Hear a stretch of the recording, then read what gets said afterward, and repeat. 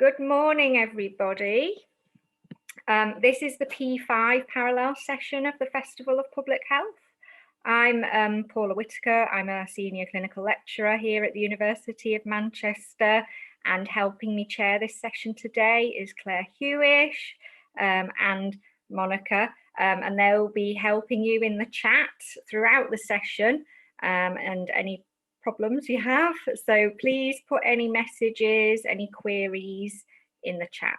Also, all our speakers will be speaking for 10 minutes. If I can ask you not to interrupt them whilst they're speaking. Nutrition status among urban poor children in... You see my slide? Yes, that's great. We can see your slide. Yeah. So good morning, everyone. And so I, along with my co-author, Dr. Siddharth Agarwal, are delighted to be presenting this paper at this International Conference on International Festival of Public Health. We are from the Urban Health Resource Center, which works for better health in the large and rapidly growing urban slum communities in India. The presentation is on trends and predictors of nutritional status among urban poor children in India, evidence from the National Family Health Surveys. So to set the context of childhood malnutrition and urban poverty, so it's all very well known that India has amongst the highest rates of childhood malnutrition in the world, and India is home to 1/3 of the world's stunted children, and nearly half of child mortality, under 5 mortality, is attributable to malnutrition. And childhood malnutrition contributes to a loss of about 4% of the country's GDP. It's a huge drain on the economy.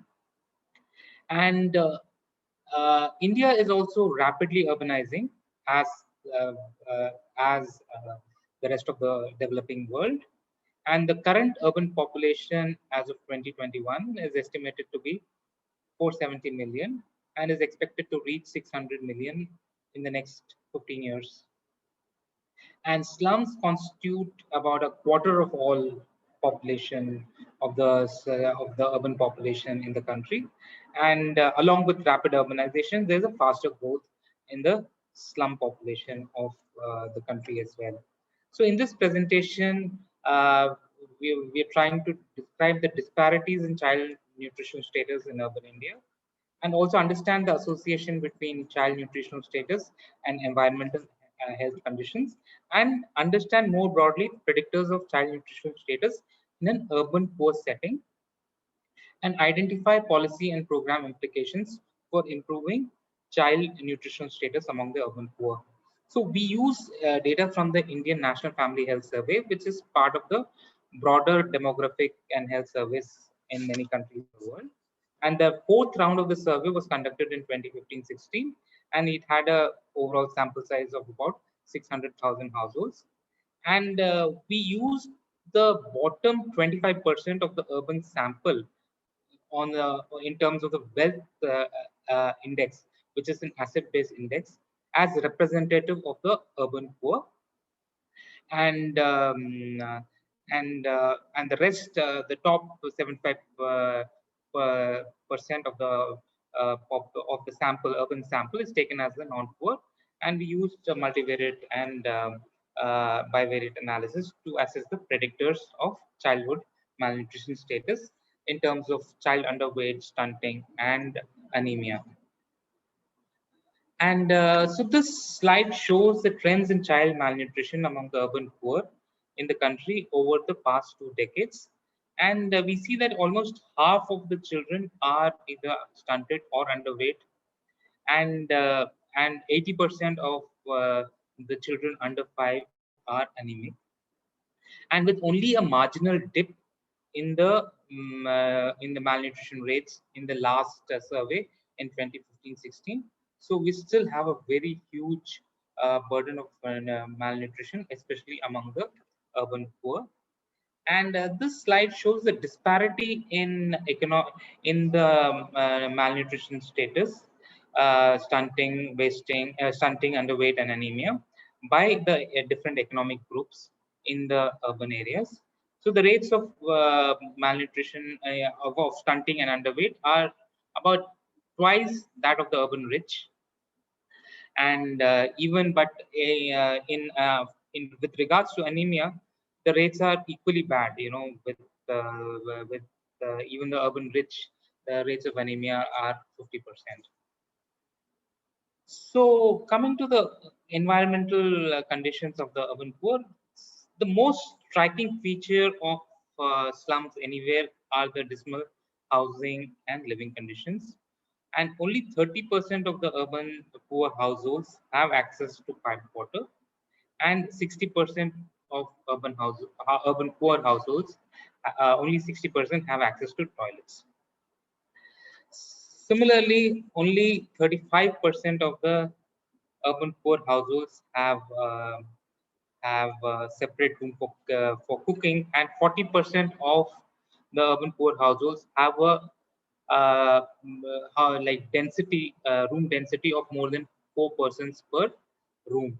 So we're talking about very high density and crowding in slum housing. So in this slide, we are trying to show the differential between child underweight in houses which have these amenities and which don't have these amenities. And we see that the rates of child underweight are much lower in households which have these facilities. So in order to better understand the influence of housing on nutritional status, we did multivariate analysis to control for other socioeconomic and demographic variables as well as disease prevalence. We also ran separate regression models for the urban poor children and the non-poor children to understand the relative importance of these different predictors on childhood malnutrition for these different groups of children. So this slide shows the results of the regression analysis in terms of the odds ratios of a child being underweight. So the odds of more than one represents an increased odds of the child being underweight, and the decreased and odds ratio of less than one shows a decreased probability of being underweight. So as it has been reported in the literature, undernutrition increases with age of the child. It is clearly associated with birth weight, birth order, birth interval, and gender. And there's also an association with the level of education of the mother and the caste and religion in the expected direction.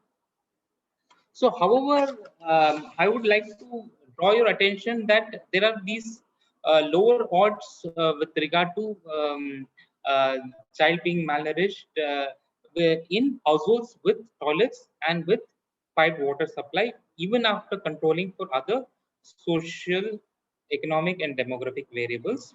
So, the households which have toilets are 20% less likely to have a malnourished child.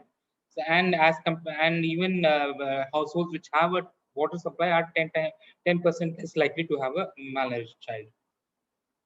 So we repeated the same analysis for the urban non-poor children, and among this non-poor children households, the housing amenities do not emerge to have a significant association with underweight We have 2 children. minutes left. Yeah, and we did this analysis for stunting, and we came up with similar results. So what are the program and policy implications? That the predictors of child nutritional status among urban poor children vary from the overall country as a whole.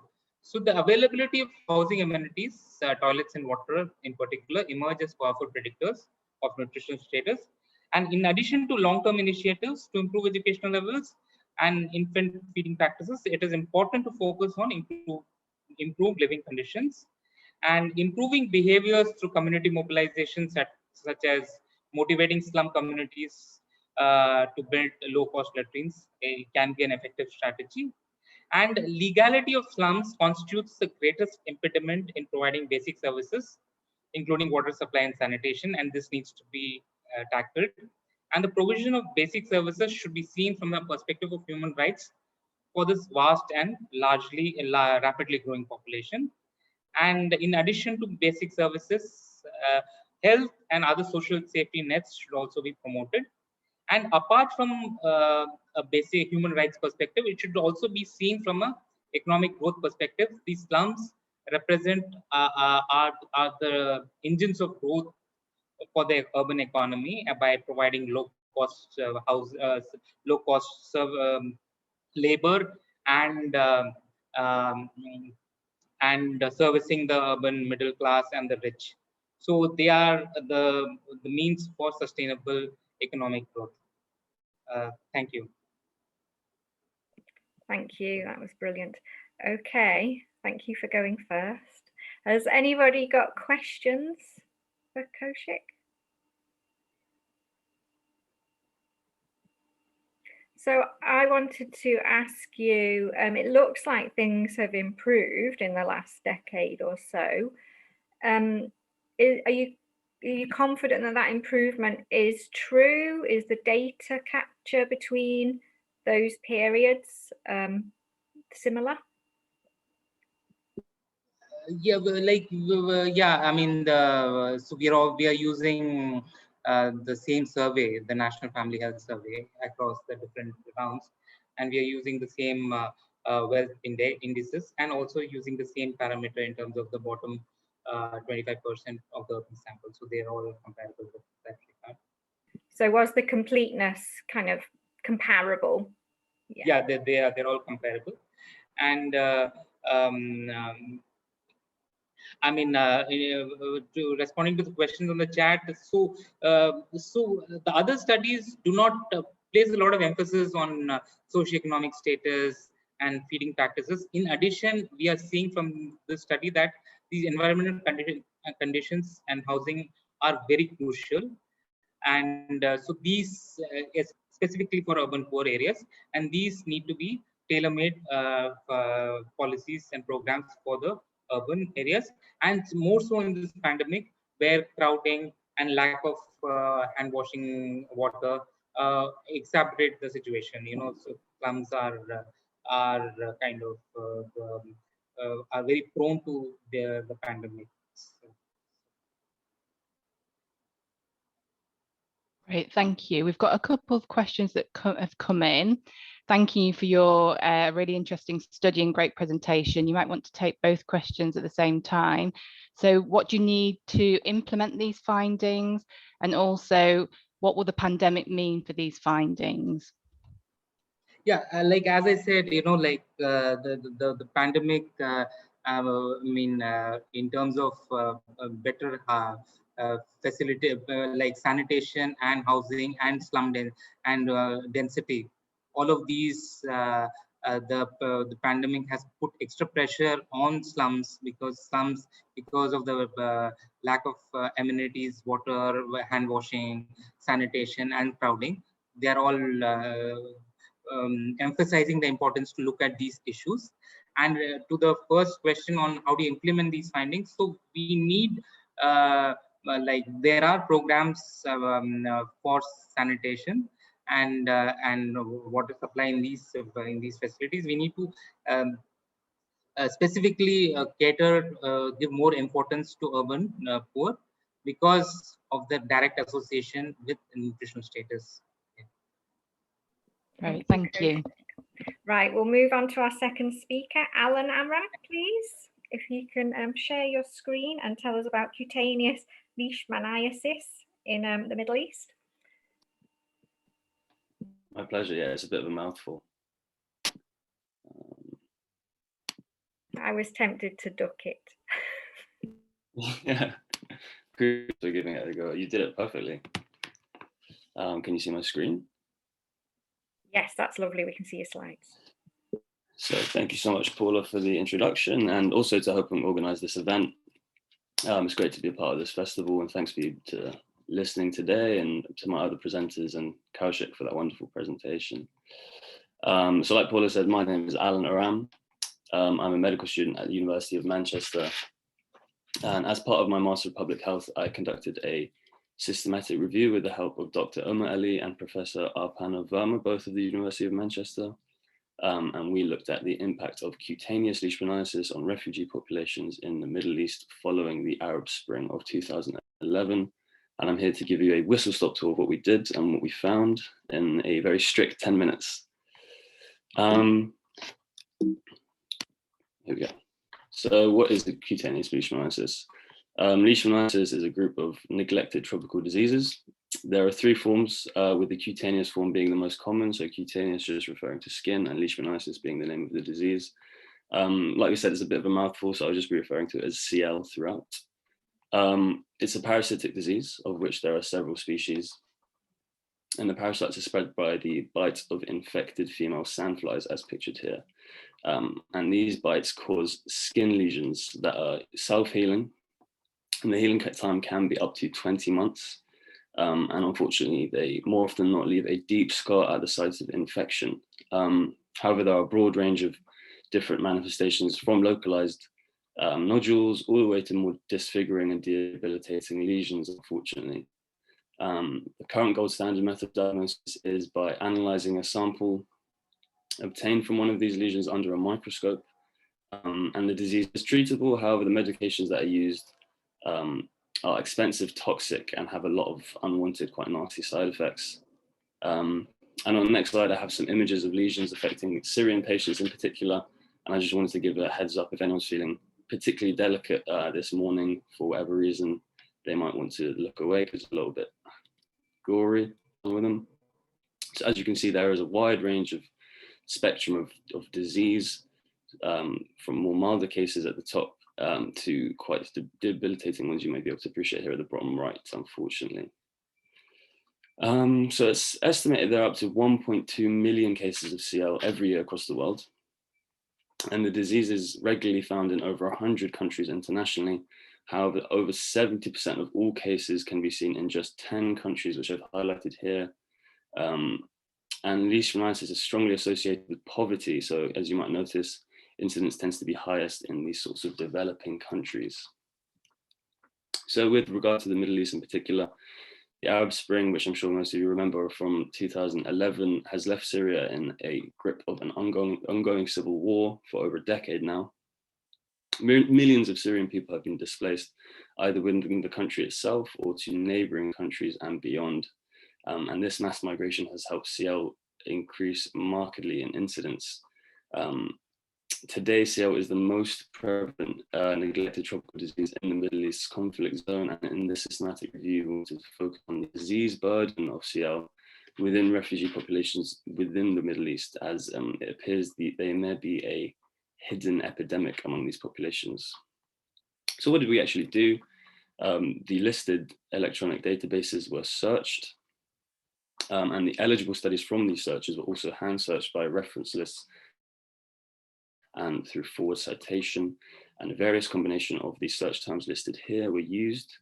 I have the full inclusion exclusion criteria, but in the interest of time, I won't go through it now. So what did we find?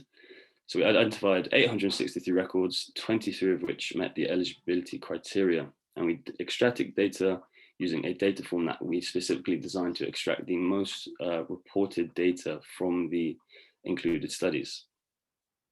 The included studies, the 23 of them, were published between 2014 and 2020, 9 of them from 2019 onwards, and CL was reported in 4 of the 17 countries we defined as the Middle East, notably Turkey and Lebanon, but also Jordan and Iraq as well. So the majority of the refugees included in the systematic review of Syrian origin. Refugees were found to be at an increased risk of contracting the disease. Gender appeared to have little to no impact on the risk of contracting the disease. However, consistently, children are at greatly increased risk of contracting CL. That's both in refugee populations and out of refugee populations. The most common anatomical site was the head and neck and the facial area to be involved with lesions. And CL cases are most frequently encountered in the autumn and winter seasons, with Leishmania tropica being the most common causative parasite, So a little bit of discussion. So it's clear from the data that the incidence of CL has increased in the Middle East. And many of the studies included in this review implicate the Syrian conflict as the direct cause of this increase. All of the countries that were reviewed, included in the review, share a border directly with Syria. The only other country to share a border with Syria is Israel. And that given that Syria has been the main country of origin for refugees since 2014, and over half of its population is currently displaced, making it the largest number of forcibly displaced people in the world, that's not particularly surprising. And I thought with the limited time, I'd be interested to discuss mainly the challenges in addressing CL and the ways that we might be able to overcome this. So CL is thought to be one of the most underreported diseases, with the global prevalence thought to be a gross underestimate of what it actually is in reality. For example, in Jordan, it's estimated that the reported incidence is actually underestimated by over 40-fold of what it actually is. And misdiagnosis of the disease also contributes to this underestimation. In the context of refugee camps, limited access to healthcare, and there's quite a stigma around the disease. Both of these things mean that families may be reluctant to disclose or report the disease. Rather than actually reporting it, they may conceal it. And if we look at young children in particular, which most of these studies found to be the majority demographic affected by the disease, as you can imagine, they're likely to experience the impact of this sort of stigma on their assimilation into society, on their social interactions, adding even more stress to the already stressful life of a refugee. And presence of CL scars alone has been known to lead to mental illness and an overall decrease in quality of life. Again, even more significant when you think of that in the context of a refugee population. Cool. Thank you very much. So what can we do? With regard to the underestimation, all forms of CL must be reported, and by all countries in the region. At the moment, some don't report CL at all, or some don't report certain types.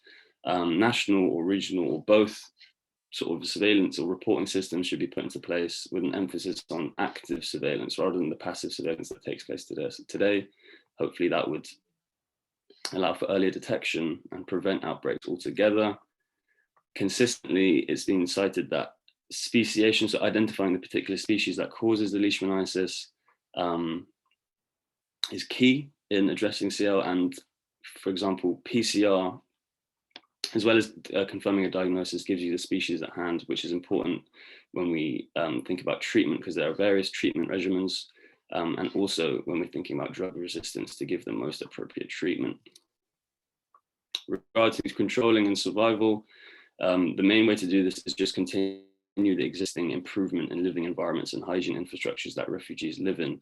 Unsanitary conditions provide the perfect setting for CL to spread, so clean water, food and sanitation, things that you would expect to be hopefully improving anyway, will address other neglected tropical diseases.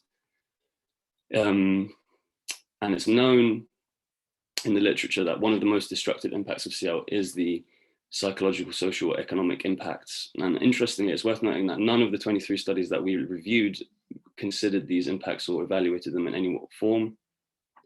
And we think going forward that this should be something that we think about. Putting services into place that address these sorts of things is key. And combining psychological and physical therapies is known to improve quality of life. So in conclusion, the Syrian civil war, which now has been lasting over a decade, continues to be the single biggest factor leading to the increase of CL within the region. Within refugee populations, the disease burden is thought to be grossly underestimated, and for that reason, the Middle East might be in an undisclosed CL epidemic of an unprecedented scale. Controlling this must be done in a collaborative and multifaceted manner by improving survival, living conditions, and the quality of life of the refugee populations. And at that point, I'll hand over back to you, Paula. Thank you very much. Thank you. That was very interesting. Have we got questions for Alan from anybody?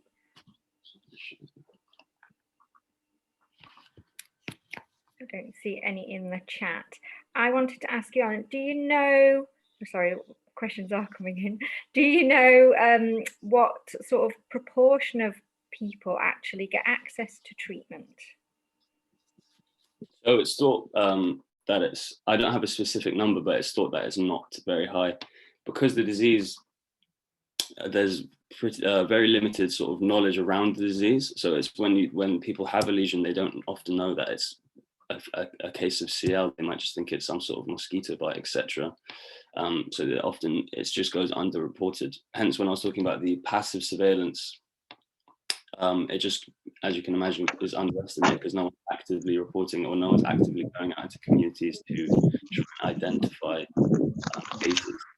And Eliza, are there any vector control measures that could be implemented?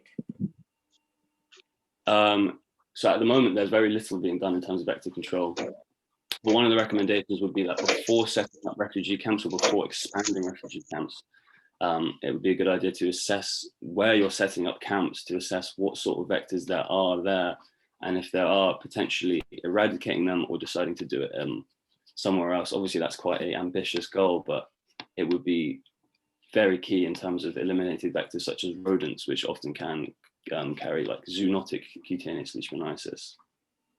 So there are things that can be done, but I'm not sure if they're being done at the moment, unfortunately.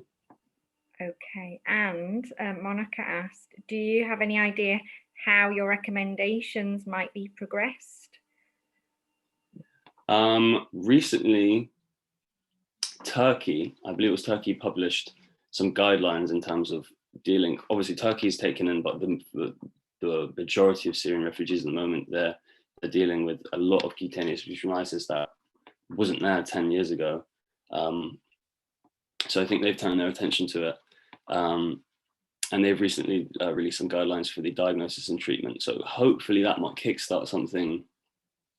We're thinking as a silver lining, the pandemic in general might draw attention to, you know, communicable diseases, etc. So as the global head turns to these sorts of things and realizes their importance, hopefully cutaneous leishmaniasis might get some attention as well. But I guess the name and being such a mouthful doesn't really help. It's not very fashionable.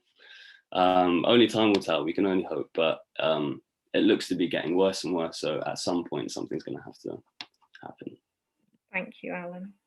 Thank you very much. So in a change to the order of speakers, I'm going to ask Boden Andrzejczuk to go third because I know you have to leave early. So if you are able to share your screen. Yeah, yes, of course.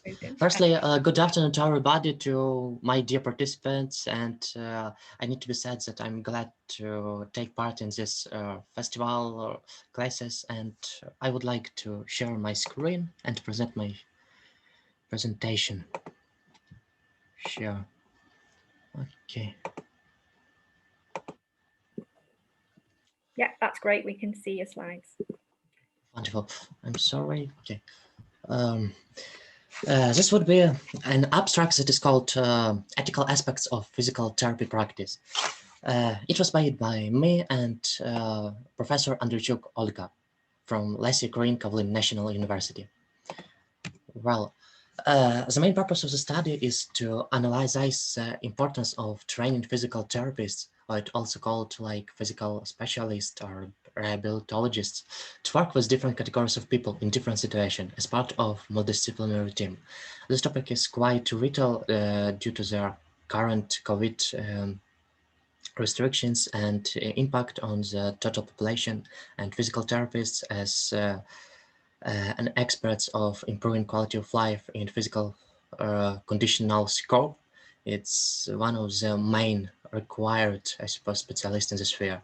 The main material is to study the ethics of physical therapists, shows the importance of distinguishing between business and professional ethics. It's really important. We need to divide into a different part, business ethics and professional ethics. Well, to start, business ethics should be inherent in all professional workers, and professional ethics depends only on the specific profession. In this regard, the professional ethics of physical therapists absorbs everything valuable in such kind of related fields like pedagogy, physiology, sociology, and psychology.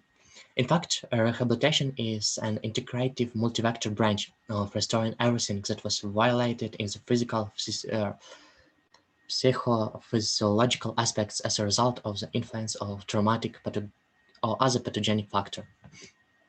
Well, professional ethics determines the norms of behavior of each member of a professional group, team, in an official environment, take into account professional knowledge and responsibility for performing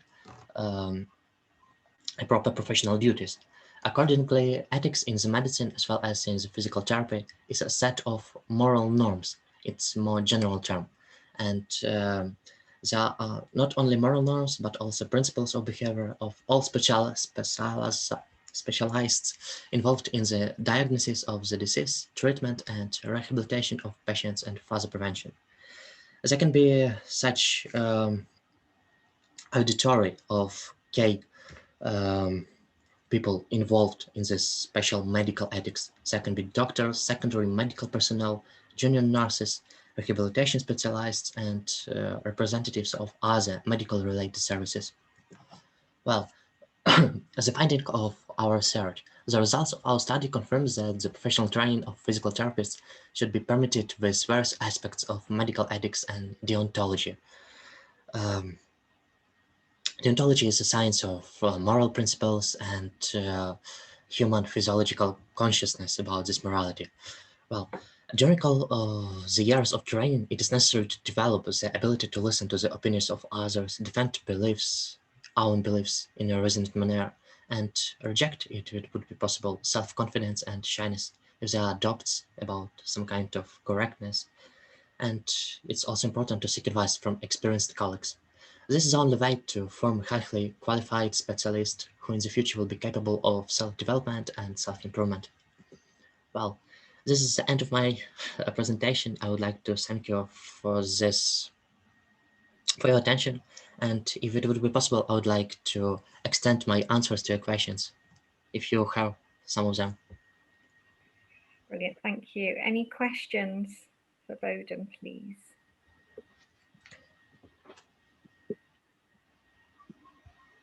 Okay, I can add if this. Oh, dear Clark, hi. Do you want to add something? Have you got a co-speaker? No, I was starting to type, but carry on, please. Okay. Thank you. Well, I need to add that about some kind of implementation of our study, of our research.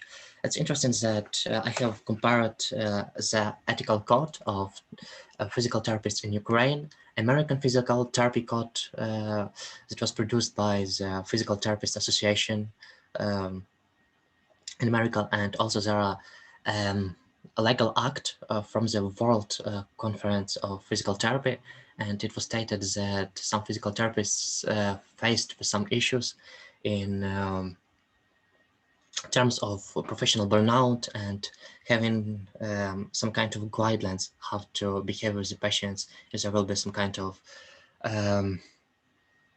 really strict conditions for them. For example, when it was a huge COVID waves in Ukraine, there was an enormous crowded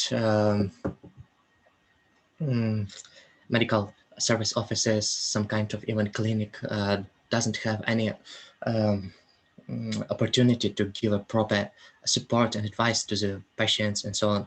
And regarding to this nowadays situation, it's more important to update recent code of ethics for physical therapists, and based from some improvements taken from the American Physical Therapy and from Ukrainian ethics code, we can provide some kind of guidelines for junior physical therapists in framework of my country and even abroad. And I would say that it will be significantly improvement for further physical therapy services in Ukraine and abroad.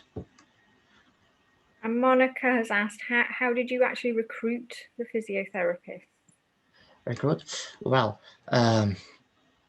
within Less Ukrainka Volyn National University, there is a physical rehabilitation department, and within the activity of this department, we are able to have some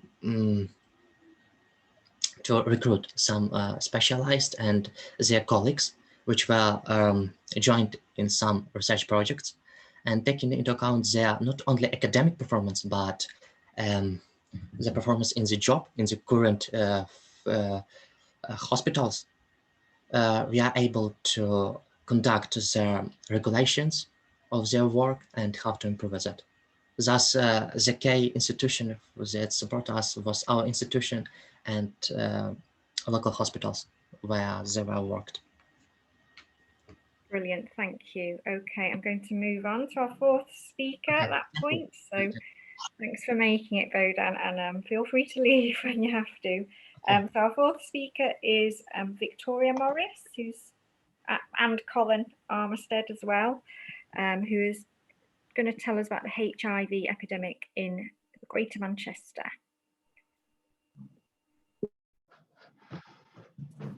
Thank you very much. I'm very pleased to be beaming at you from Manchester as well this morning. So my name is Victoria Morris. I'm a project manager in HIV and sexual health at the Greater Manchester Health and Care Partnership.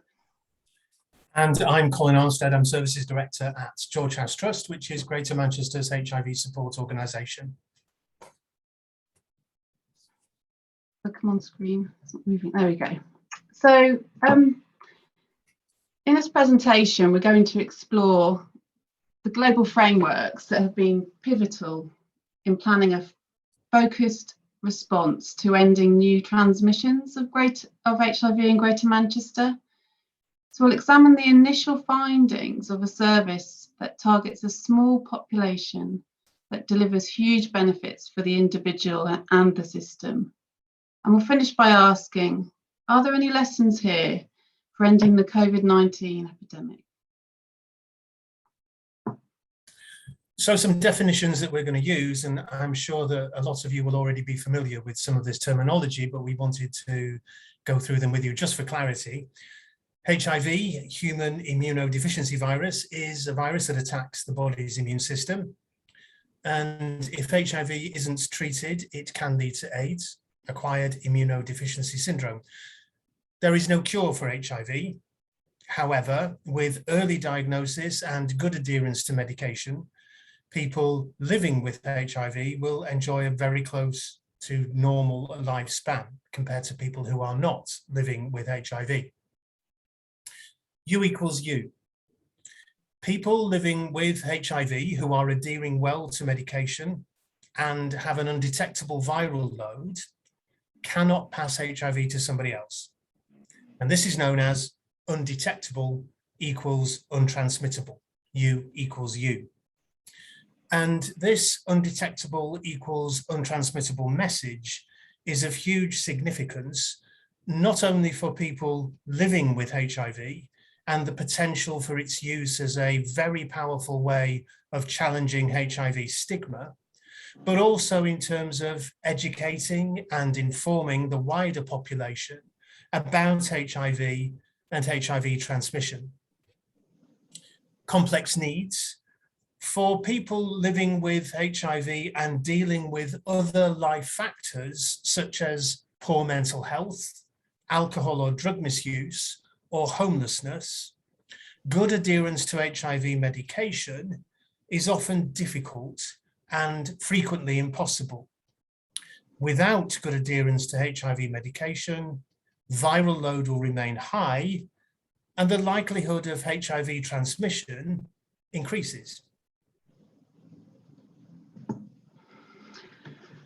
So just to give a bit of framing to this work, in 2014, the global organisation UNAIDS identified targets in what we call the HIV Care Continuum, that if met by 2020, we would see a 90% of people diagnosed with HIV and taking treatment reaching undetectable levels, the 390s.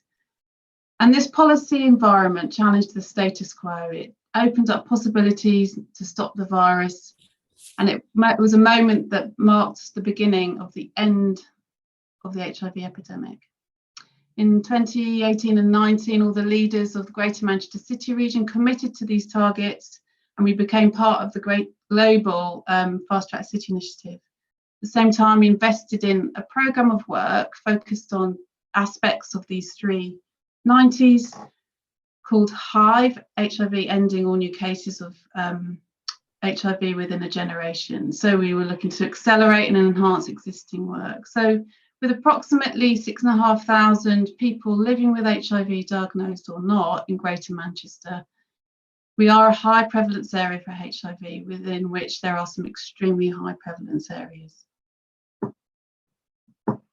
So just to take you through what we call the HIV care continuum, on the left, first bar, you have people living with HIV as 100% estimated. And then of them, the people who are diagnosed with HIV, and then people who are on antiretroviral treatment for HIV, and then finally the percentage of those who are virally suppressed. And you can see the red bar are the 1990 targets, and you can see in 2019 we had hit them.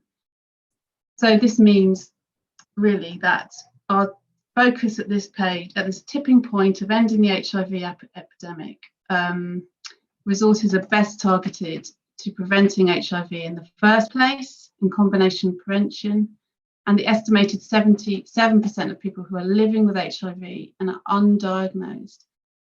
But the intensive support worker programme is an essential element of supporting HIV to achieving the goals of HIV in HIV transmitting. So we're looking here at the estimated 7% of people who are living with HIV, the 8% who have yet to take up effective treatment, and 11% who have yet to achieve viral suppression and live with the full benefits of U equals U. So what does the work involve itself?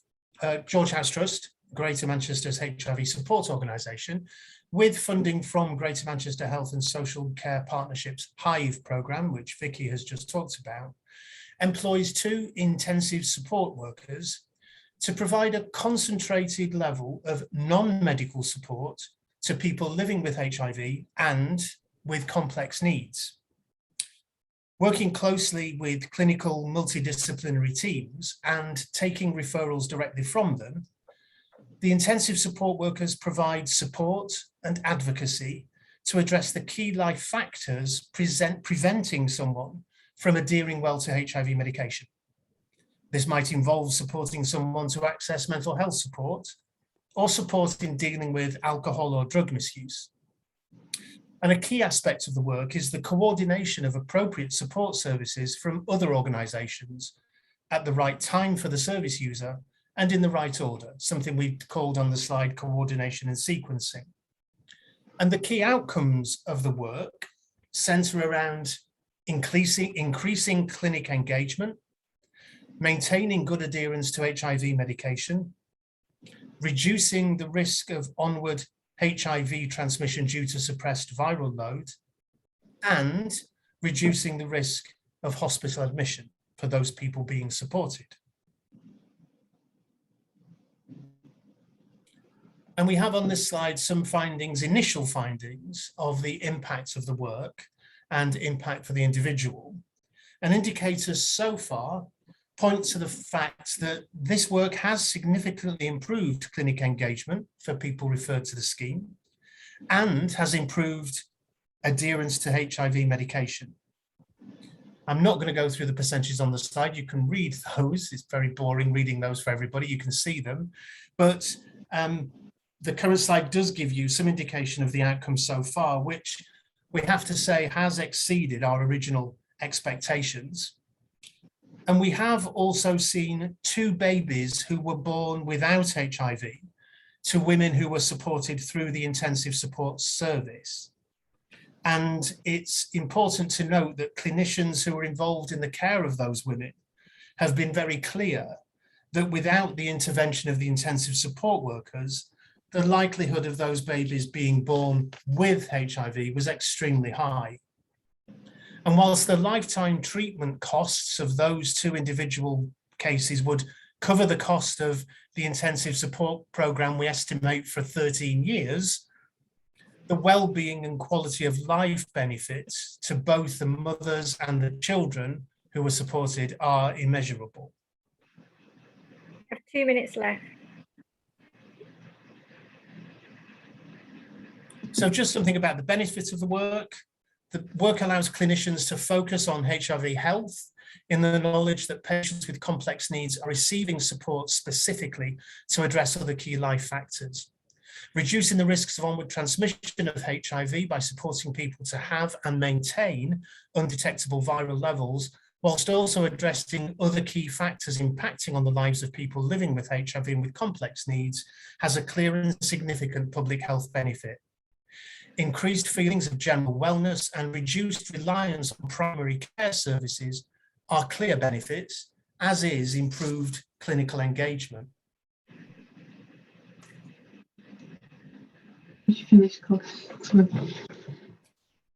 So, in conclusion, we hope this presentation is one that has included the impacts on individuals' life and health, as well as the global policy context that galvanise the decision makers and clinical and community providers to make this work a reality. So what next for this service? Well, we are working hard for some more longer-term sustainability within the clinical environment for this service, which is due to end September this year. We would love to have one worker in every clinic in this region and indeed in the country, because it's effective and scalable and is a core aspect of that will enable us as Greater Manchester to reach the UN targets of ending new transmission by 2030. We want to ask you, what do you think the learning might be for the COVID epidemic response? These are our thoughts. We feel that, global frameworks, global targets have been useful, and that small intensive service has a place in that planning.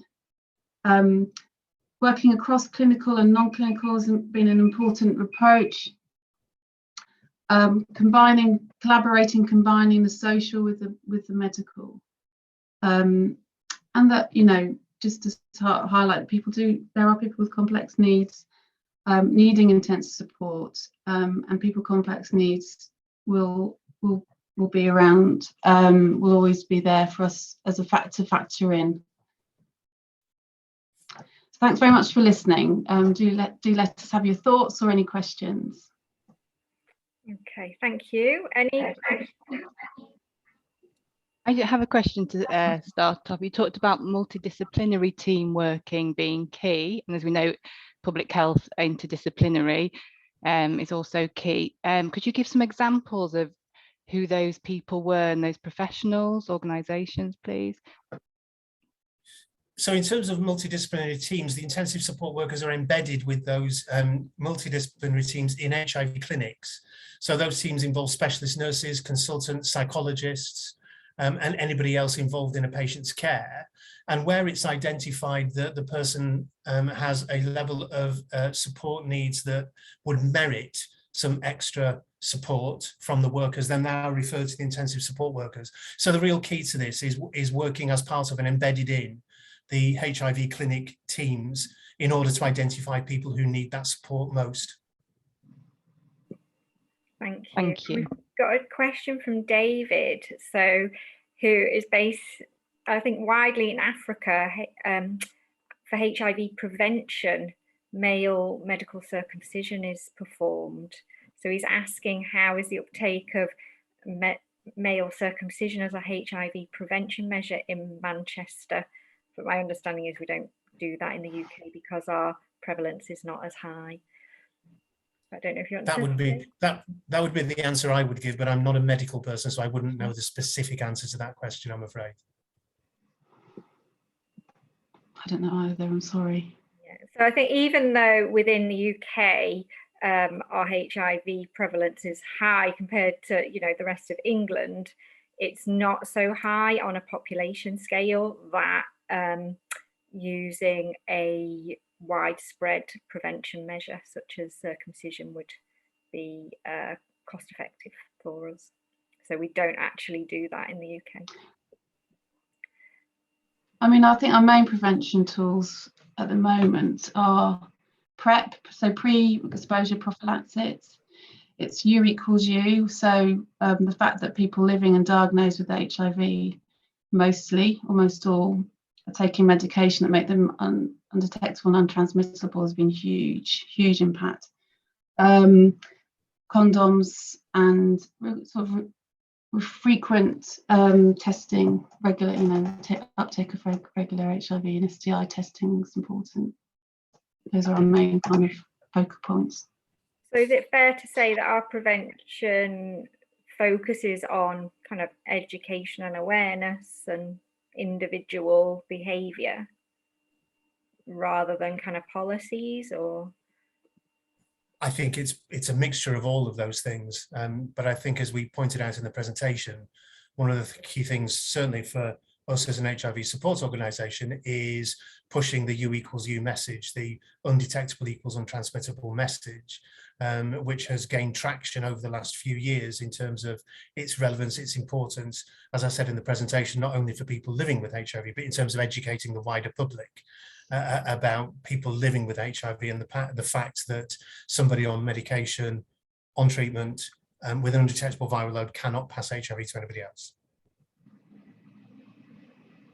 okay, and the final question we have, how often is viral load tested for you to remain equal to you, please? So how frequent are you testing people? That's a good question. People generally are being tested every 6 months if they're stable on medication. And of course, people will say that viral load is only undetectable at the point where it's measured as undetectable. But viral load with somebody on good medication with good adherence does not blip enough to make that person able to transmit HIV in between having their blood tests.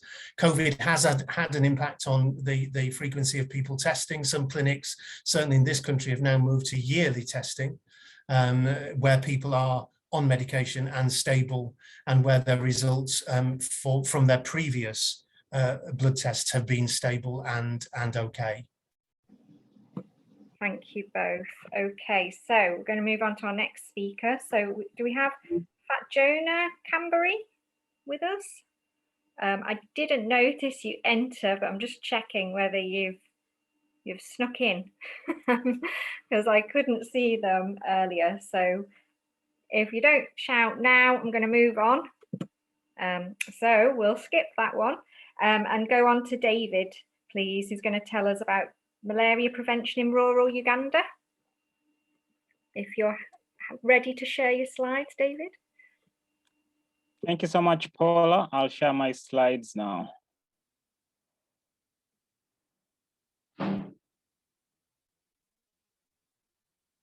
Can you see them? Yes, we can see your slides. Thank you. Okay, so I'll be sharing in the next 10 minutes or so a proposed study we are going to implement in Uganda that is on integrated malaria prevention, that is targeting rural communities that are endemic of the disease and that would benefit from such an approach to prevent this disease in Uganda and potentially beyond. So just as a bit of background, as many of you would know, malaria is endemic in many low-income countries, especially in sub-Saharan Africa. And in Uganda, the disease continues to be the leading cause of sickness and death. And these are just selected news blurbs that again emphasize that the disease continues to cause a significant burden on the health system. But also to note that despite us being in the pandemic, and currently Uganda is in the second wave, that has caused quite a number of deaths compared to the first wave last year due to the Delta variant being dominant. The prevalence of malaria and issues concerning malaria prevention and control still stand. And of course, as is the case with other diseases, we are struggling with managing and handling COVID, but also have to deal with the other diseases, including malaria. And as we are in a lockdown at the moment, even movement to be able to access treatment when somebody is sick, or even prevention services such as mosquito nets is also a challenge. And this emphasizes how COVID has affected the health system, not just because of the disease, but how it has affected access to services for other diseases as well. So it's against that background, in terms of malaria being a major cause of sickness and death in Uganda, that we as a research team over the past so many years have been exploring what we call integrated malaria prevention.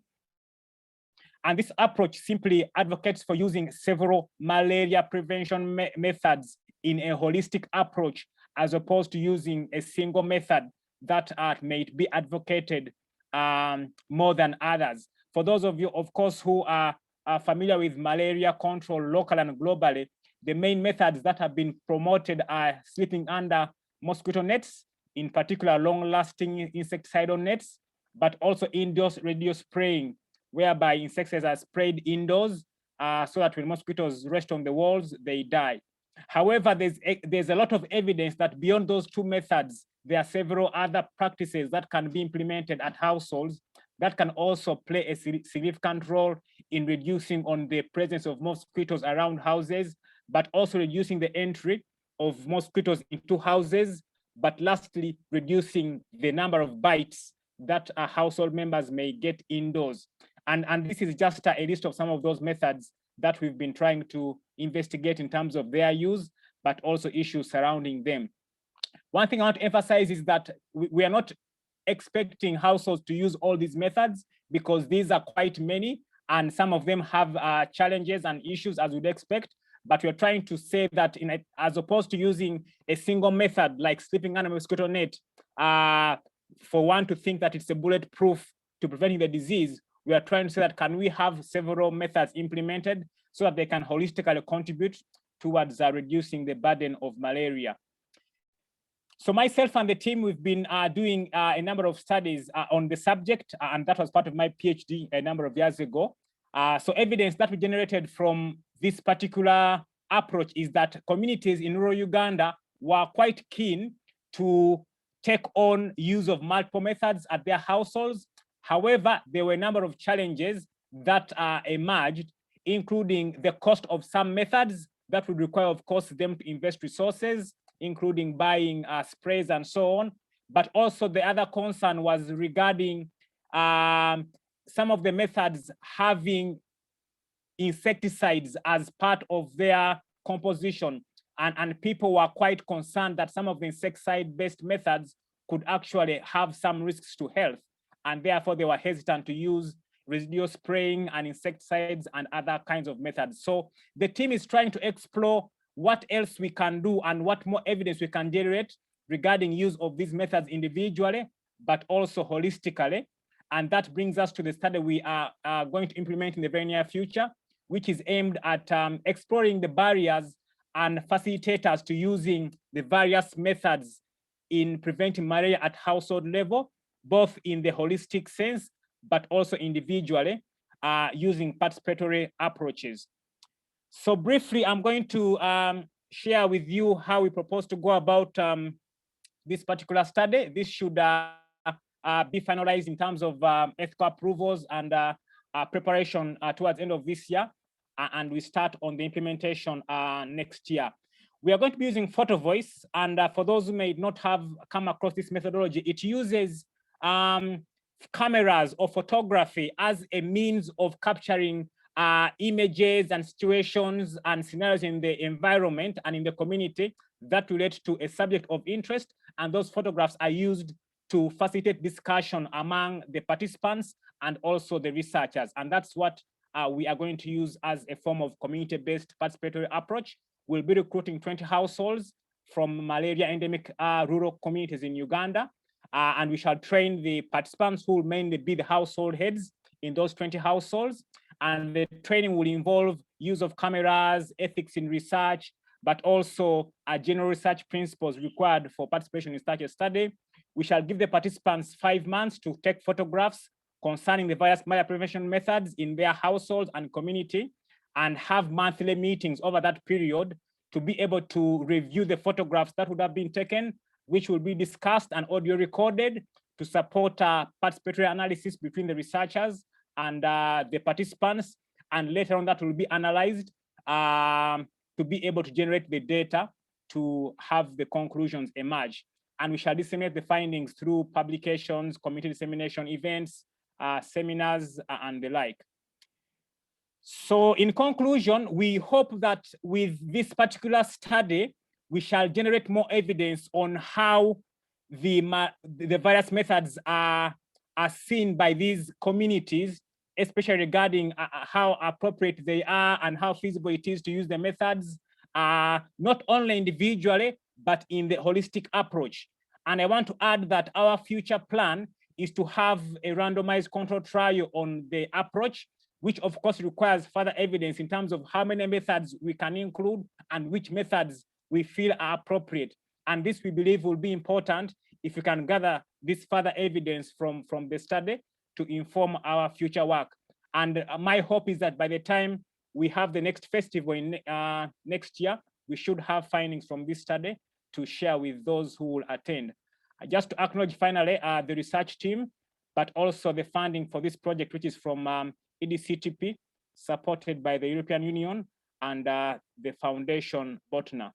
Thank you very much, and I'll be happy to answer any questions. Thank you, David. That was great. So any questions for David? Sorry, the chat's a bit cluttered with talk about headphones.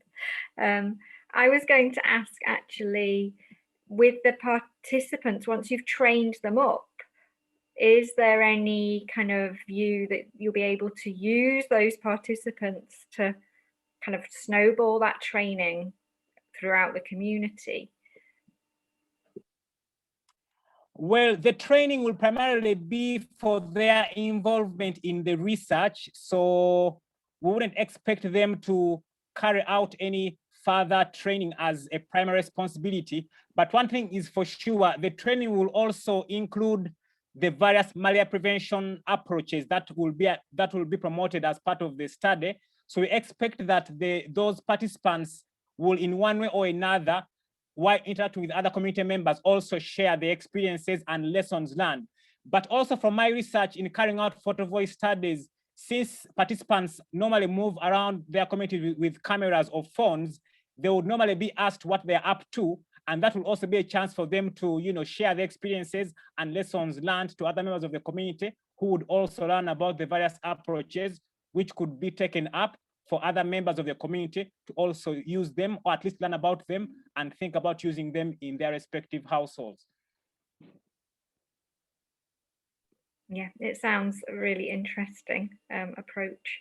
And yeah, we're definitely looking forward to hearing from you again next year, hopefully in Manchester. Okay, any other questions before we move on? People getting tired. Too tired to think of questions now. So we've got two more speakers. So the next speaker is Stephen Ogwino, who's going to talk about a non-communicable disease social media project. Are you able to share your slides with us, Stephen? All right, let me do just that. Okay, in a minute.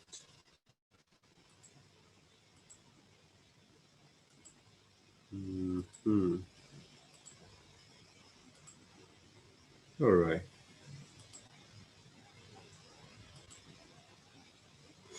There we go. All right. So hi everyone. This is Ogweno Stephen. I'm the founder at Sterling, but also I'm a student at the University of Manchester, currently pursuing a master's in public health, global health option. So today I'd like to talk to you briefly about an exciting project that we started last year in the organization that I run, Sterling, in Kenya, and some of the findings and lessons that we've gathered through that project. So the project was titled Ncd365 Project, and this project aimed at educating people on non-communicable diseases in the midst of a pandemic. And we'll talk a bit about that in a few, so I'll probably move into the next slide. So this will be the structure of the presentation. So I'll do a bit of the problem and then a bit of description of the project so that you get a bit of an understanding. And then we'll talk a bit about the target audience, the strategy, results, and lessons learned. So that's my name there. I think I'm past this introduction stage. So I'd like to move next here. So this is in Kenya and in many sub-Saharan African countries, non-communicable diseases is still a very new concept.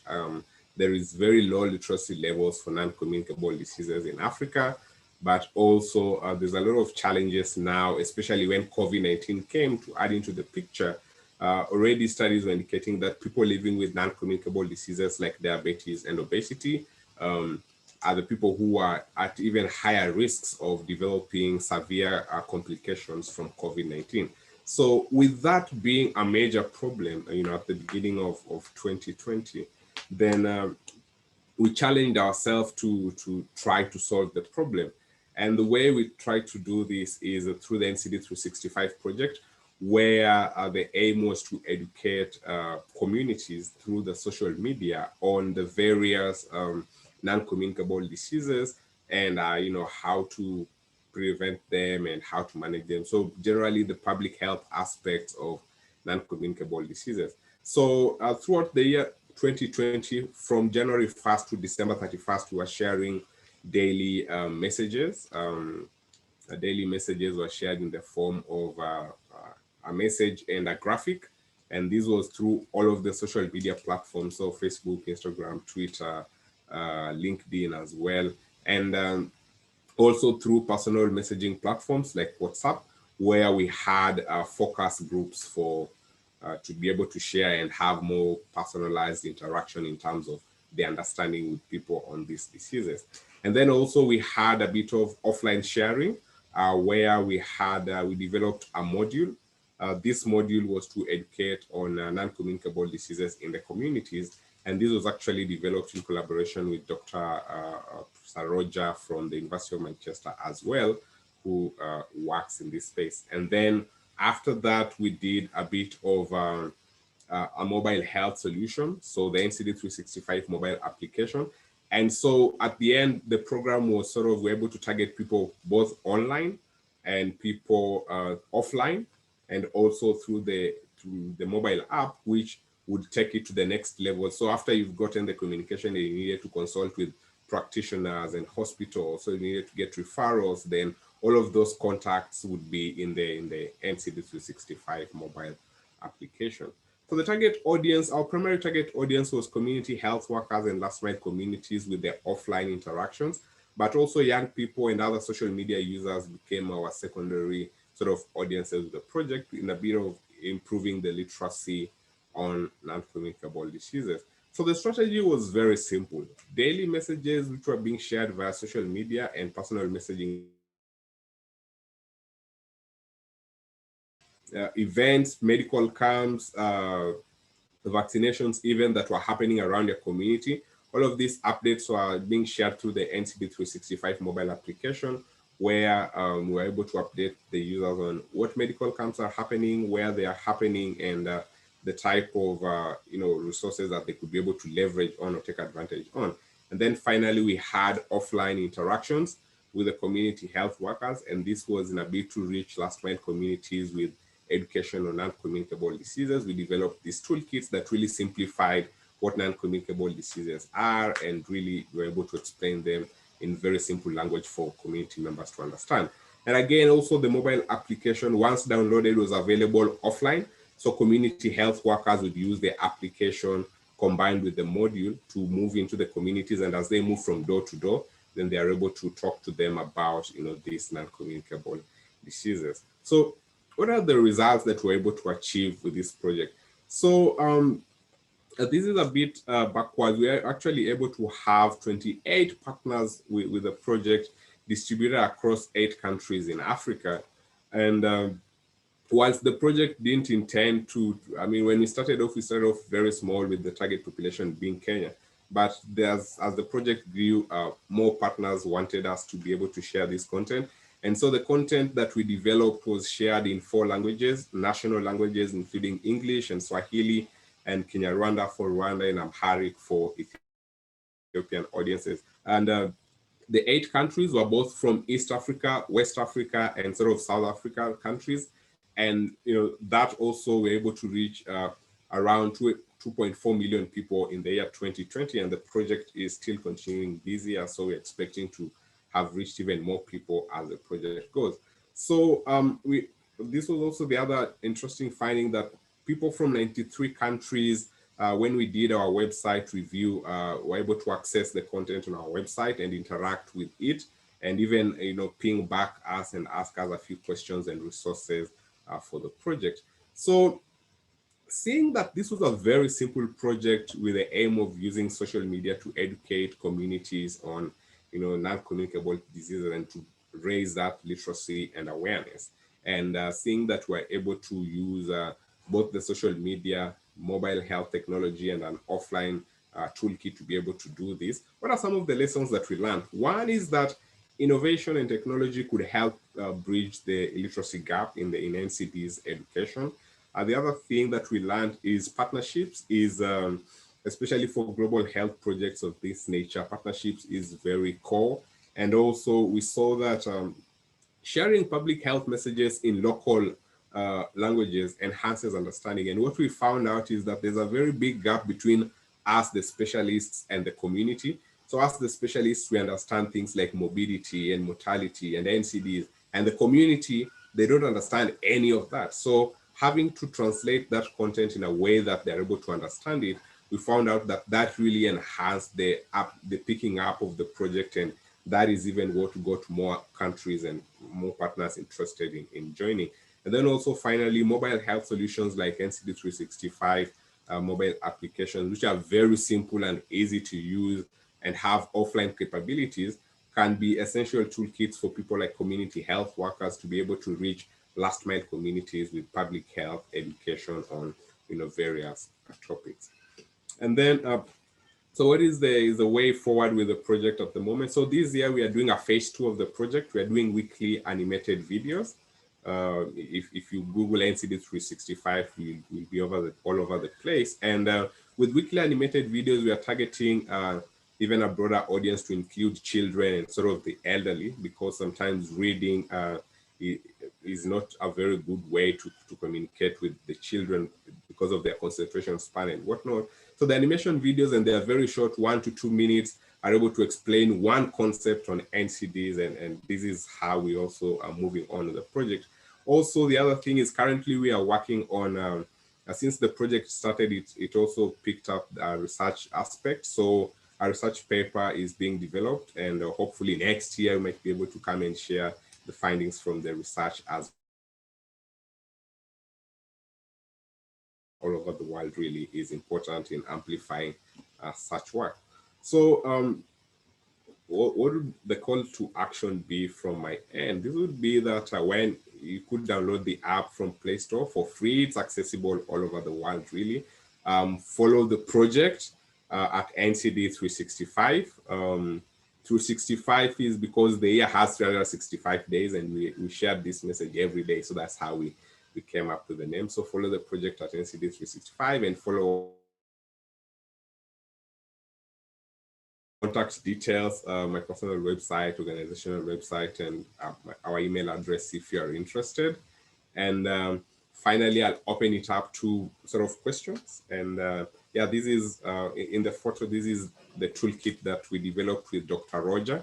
And these are community youth champions for NCDs who we trained, and they are now moving into their communities to do this training with the toolkit and the application. So any questions? And I hope I haven't gone past the time, have I?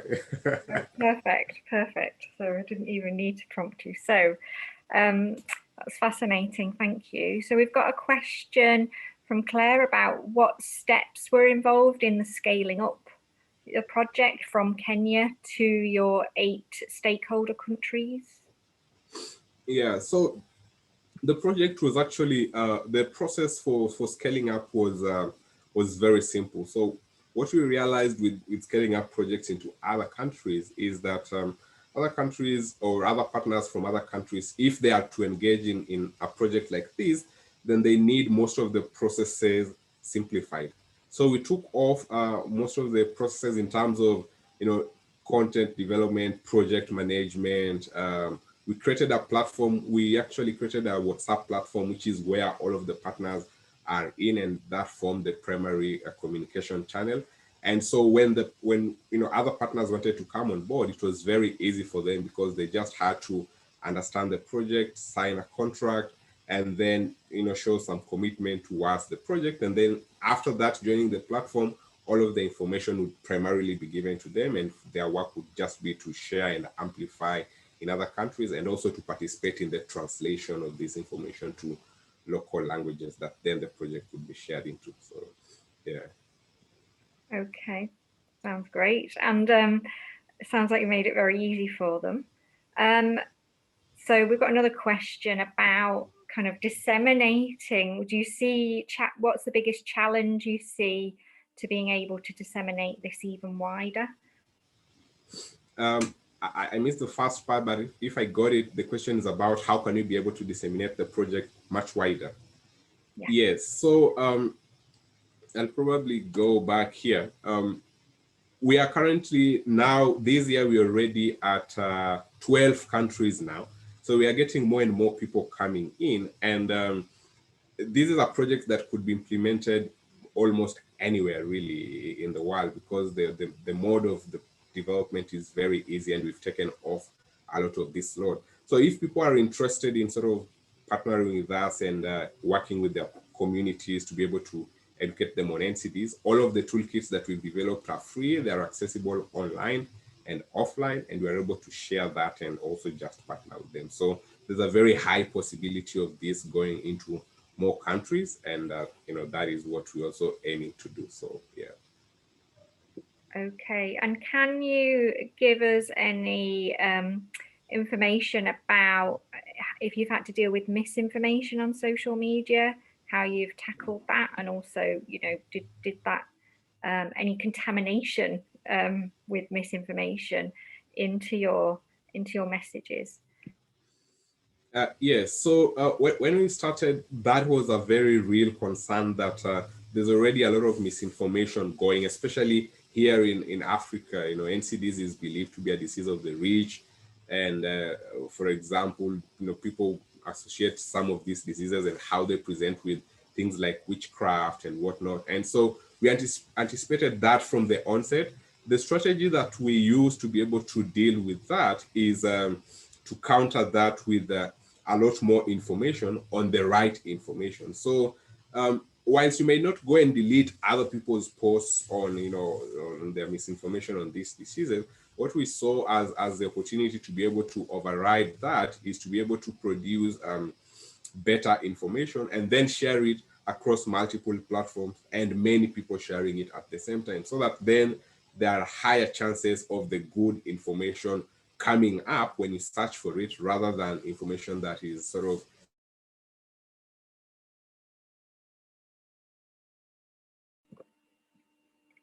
Sorry, Stephen's cut out for me there. Don't know if everyone else can still hear him. No, okay.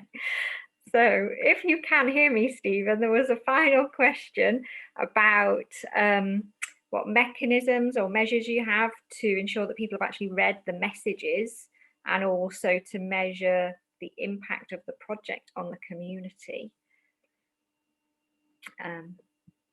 I can't hear Stephen, so if you come back, please answer that in the chat. But because of that, we'll move on to our final speaker, who's Saima, and he's going to tell us about nutrition education for TB patients in Dakar. And just before it starts, if Stephen can hear me, if you can answer the final questions in the chat, that would be brilliant. Thank you. Okay, thank you. Good afternoon. I'm Saima. Let me share my screen first. Can you see my screen? Yes, we can. Yeah. Okay. I'm Saima. I'm from Bangladesh. Now I'm doing my MPH in University of Eastern Finland. My research title is Impact of Nutrition Education on Weight Gain of Adult Tuberculosis Patient, Dhaka, Bangladesh. Tuberculosis is actually a bacterial disease. Mycobacterium tuberculosis is responsible for this disease. In 2019, in Bangladesh, 3.6% of people were infected through tuberculosis, and death rate was 24% per 100,000 people. Our main objective was to evaluate the outcome of nutrition intervention on weight gain of tuberculosis patient, and the other objective was to assess the BMI status, to observe the rate of all medicine intake, and evaluate the frequency of daily meal intake of TB patients. Our inclusion criteria was both male and female, age of course more than 19 years old, pulmonary tuberculosis, currently taking medicine at least 2 weeks, and who attended chest disease clinic Shamoli, Dhaka, Bangladesh, and patient who gave us written consent. It was a 1-year study program, and we total of 181 patients selected for this project and randomly divided into intervention and control group for 91 patients in intervention group and 91 patients in control group. Intervention group received 1-hour nutrition education sessions, 2 sessions per week for 3 months, and we didn't deliver any intervention or any nutrition education to the control group, but they received routine health messages from hospital or health worker from that hospital. Monthly data was collected on medicine intake, food intake, weight, behavioral change, personal hygiene, etc. Our main theme was counseling, and the counseling topic were basic food groups, basic nutrients, protein, fat, carbohydrate, minerals, importance of nutrients, need of balanced diet, which support immune system in the TB during their suffering from TB. Importance of personal hygiene practice, importance of regular medicine intake, all medicine intake, improvement of food quality and frequency by using khichuri formula. This khichuri is our local food, and we mainly tried to counseling them to prepare khichuri by themselves, as it is cheap in cost and frequency of intake this food. The main ingredients of khichuri was rice, 2 fistful, lentil, 2 fistful, oil, egg, and the other are potato, onion, pumpkin, garlic, salt, whatever they want to eat, mixed with that food, or whatever is cheap for them, whatever is available for them. Mainly our focus was in that khichuri formula, that you have to make these things and you have to intake these things frequently, that which will improve your immune system. And of course you have to take all of your medicines with that things. And the other counseling topic was the food groups.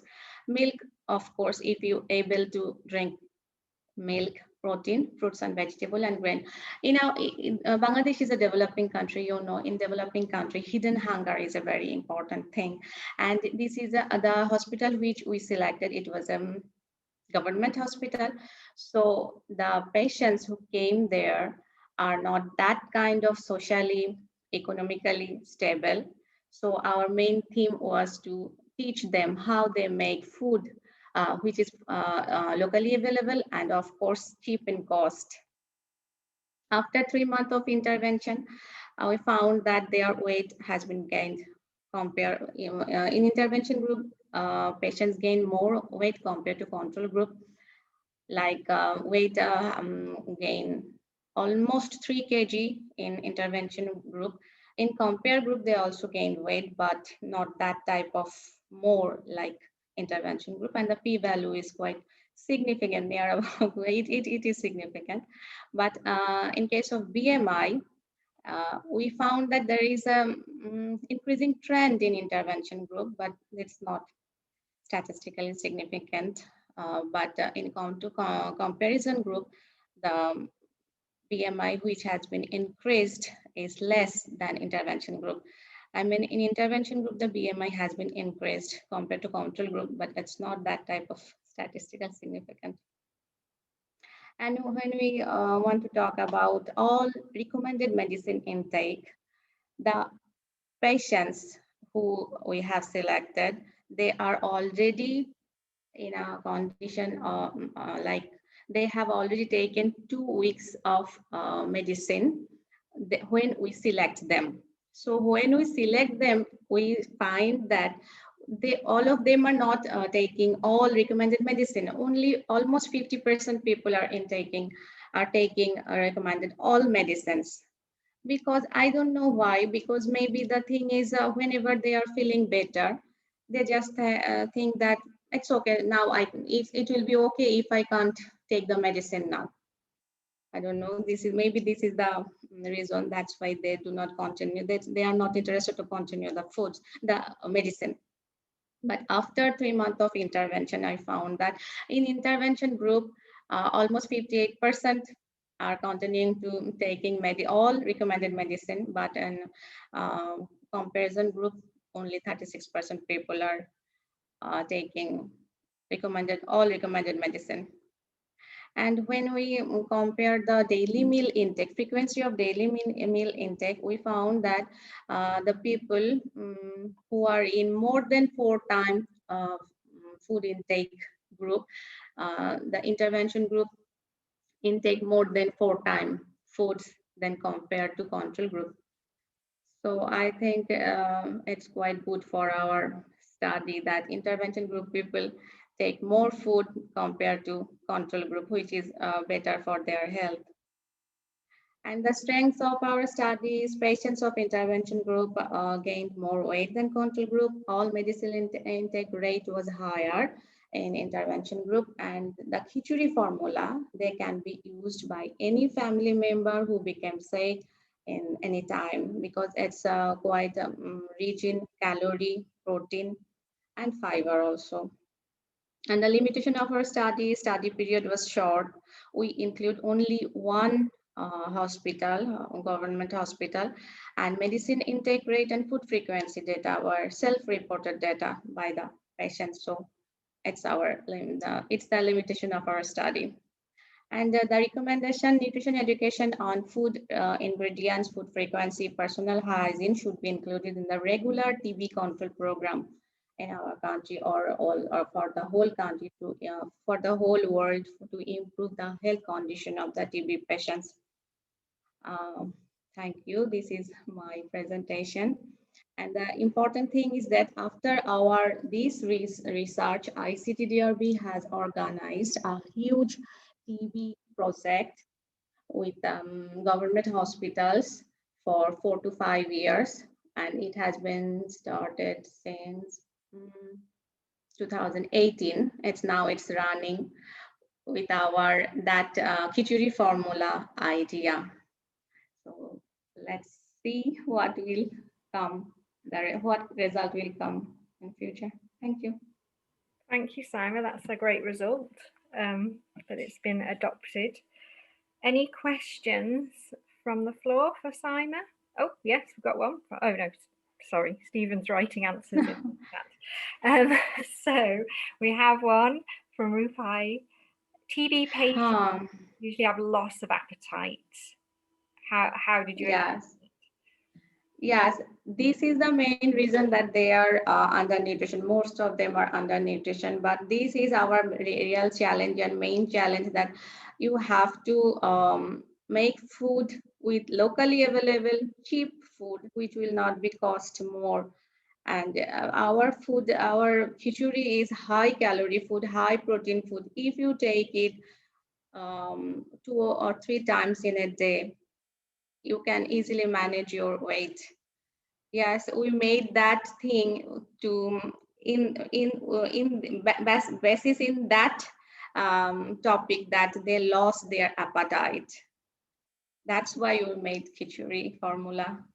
So are you giving them something that is very kind of small volume, so they don't have to eat a lot? Yes. Okay, fantastic. I was just wanting to ask about the medication. Do people pay for the medication? Is that a barrier? Is cost a barrier, or is it available? No, the interesting thing is in Bangladesh, TB medication is free. TB medication is free. The health worker works a lot. TB dedicated hospitals are there, but I don't know why people are not interested to take all the medicine, full course medicine. Like medicine are for 6 to 9 month course medicine. but people are not interested to take 6 to 9 months. Whenever they feel well, they just leave the medicines. I don't know. This if we can ensure that they can take their medicine and this food, I think we can manage TB in Bangladesh. Okay. Well, it seemed like your interaction with them encouraged. Yeah, of course. Medication. Yeah. We have to encourage, and our session was twice per week. For first month and second month, we intentionally do it very intensively. But in the third month, we just found that the intervention group people are already convinced to take medicine, and that food. Basically, the main challenge was all time that food is not encouraging or is not tasty for them. If we can make the different food, different ingredients, maybe that will be helpful for them. Now the ICDDRB is working on that. Brilliant, thank you. So that was our last speaker. Has anybody got any questions for Saima or any of our other presenters before we say goodbye? And I'm just going to post the voting link again for everybody to vote on their favourite presentation from this session. Yes, please. Thank you, Claire. Just to remind everyone that please do vote for the speakers that you've seen. If you joined late and you didn't see some of the speakers, that's fine. Still go and vote for the speakers that you did see, because we will be giving out awards to the best presentations at the end of the week. So the link to vote is in your chat, and it's also in your programme. Okay, so if no one has anything else to say, then I'll stop recording. People are actually tired. I'll stop recording and let you all have a rest. Thank you. Okay. Thank you very much to all our speakers. You all did brilliant. Bye. Yeah, really interesting session. Thank you. Yeah, thank you. Bye.